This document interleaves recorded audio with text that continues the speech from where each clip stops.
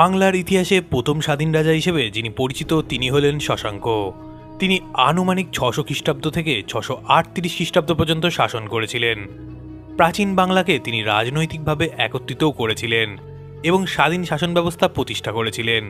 শশাঙ্কের রাজধানী ছিল কর্ণসুবর্ণ, যা বর্তমানের মুর্শিদাবাদ জেলার বহরমপুরের কাছে অবস্থিত। এই স্থান আজও ঐতিহাসিক নিদর্শন হিসেবে গুরুত্বপূর্ণ। শশাঙ্ক ছিলেন গৌড় রাজ্যের প্রতিষ্ঠাতা এবং বাংলার প্রথম শক্তিশালী স্বাধীন শাসক। তার শাসনামলে বাংলার রাজনৈতিক শক্তি যথেষ্ট বৃদ্ধি পেয়েছিল।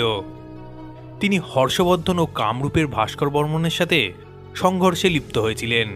এর থেকেই বোঝা যায় বাংলা তখন উত্তর ভারতের অন্যান্য শক্তিশালী রাজ্যগুলির সমকক্ষ হয়ে উঠেছিল। শশাঙ্ক দক্ষ প্রশাসক ছিলেন এবং একটি শক্তিশালী সামরিক বাহিনীও গড়ে তুলেছিলেন।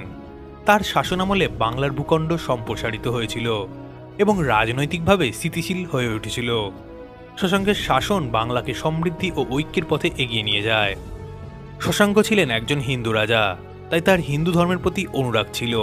তিনি শিব পুজোর প্রসারও করেছিলেন এবং বাংলার বিভিন্ন অঞ্চলে শিব মন্দির প্রতিষ্ঠা করেছিলেন বলে জানা যায়। যদিও বা বৌদ্ধ ধর্মের সঙ্গে তার একটি সম্পর্কও ছিল বলে বিভিন্ন ঐতিহাসিকরা মনে করেন। শশাঙ্ককে বাংলার প্রথম স্বাধীন রাজা হিসেবে চিহ্নিত করা হয় কারণ তিনি বাংলাকে প্রথমবারের মতো রাজনৈতিকভাবে স্বাধীন করেছিলেন।